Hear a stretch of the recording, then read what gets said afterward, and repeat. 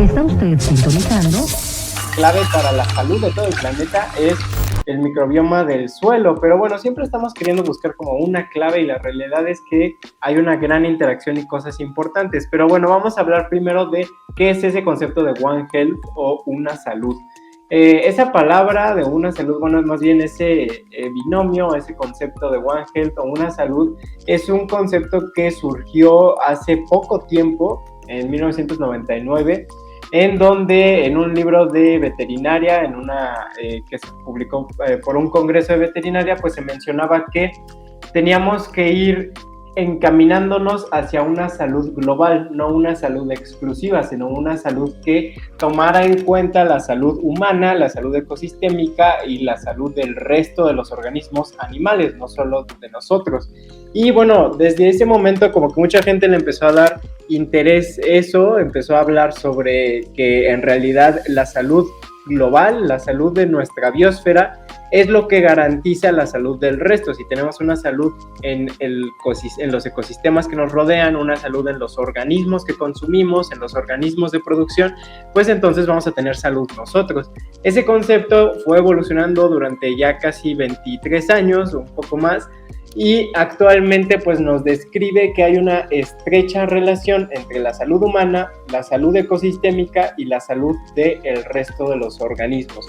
Y si garantizamos que tenemos los tres, entonces podemos tener un planeta saludable. Y además no podemos tener una salud humana si no tenemos salud ecosistémica y salud del resto de los animales.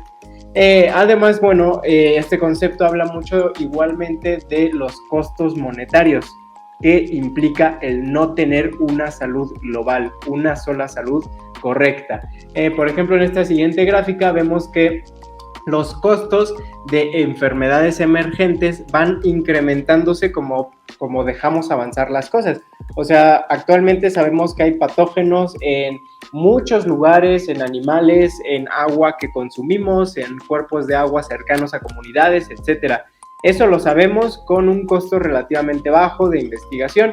Después, lo que ocurre si dejamos que eso siga ahí es que eventualmente muchos animales van a ser expuestos, incluyéndonos nosotros. Eso puede llevar a enfermedades de animales, que eventualmente quizás pueden generar enfermedades zoonóticas que se expongan a los humanos, en los cuales los primeros van a empezar a enfermarse, van a empezar a contagiar, finalmente pueden llevar a una pandemia, etcétera. Y ya cuando llegamos a ese punto de avance, pues los costos de poder revertir ese problema son exorbitantes, son extremadamente altísimos, mucho más de lo que hubiera sido atacar el problema desde inicio. Y atacar el problema desde inicio, el problema de la salud humana, siempre va hacia atacar el problema de salud ecosistémica y salud animal desde que lo conocemos. Por ejemplo, si hubiéramos atacado los problemas de salud que conocíamos que ocurrían en mercados húmedos en China, a optimizar, más bien a regular el mercado ilegal de animales silvestres, a promover la conservación de áreas verdes para evitar el contacto entre animales silvestres y humanos, etcétera, pues nunca hubiera existido esta pandemia. Finalmente, pues existió y generó unos costos elevadísimos. Pero, pues bueno, en todas estas relaciones y redes existe un factor que es el microbioma del suelo, que muchas veces no consideramos. El microbioma del suelo comparte muchas cosas con nosotros y con muchos otros organismos. Como vemos aquí, hay gran cantidad de microorganismos en el suelo que están muy relacionados con microorganismos en las plantas, en los animales que son herbívoros y pues en nosotros también. Y esto es porque en el suelo inician las redes tróficas y en el suelo terminan las redes tróficas. O sea, los primeros organismos que son autótrofos, de los cuales se alimentan los herbívoros de la base de las redes tróficas, pues crecen a partir del suelo. Y cualquier organismo que muere, pues muere en el suelo. Entonces el microbioma del suelo pues comparte gran cantidad de cosas y gran cantidad de grupos de microorganismos con pues todos los organismos que habitamos en este planeta, en los continentes. Y el microbioma del suelo se relaciona a One Health o al concepto de una salud en muchos aspectos, que son los que vemos en esta siguiente diapositiva. Está relacionado porque El microbioma del suelo pues tiene que ver con los patógenos de las plantas que consumen los animales que luego nosotros consumimos o de las plantas que nosotros directamente consumimos. Pueden promover o inhibir el crecimiento de las plantas, pueden mitigar las consecuencias del cambio climático y de la contaminación de los suelos por actividad humana, pueden promover el reciclaje de nutrientes y así también pues generar que se pueda cultivar mucho mejor los alimentos. Pueden albergar bacterias resistentes a antibióticos o pueden albergar bacterias que nos dan la clave para atacar a otras bacterias que son resistentes a antibióticos. En fin, tienen muchas contribuciones. En esta siguiente diapositiva ponemos unas tablitas que son nada más resumidas del artículo. Ustedes pueden verlas en el artículo si gustan, porque en el artículo hacen un resumen en extenso en estas tablas en cómo el microbioma del suelo contribuye a la salud ecosistémica, a la salud de los humanos y a la salud del resto de los animales.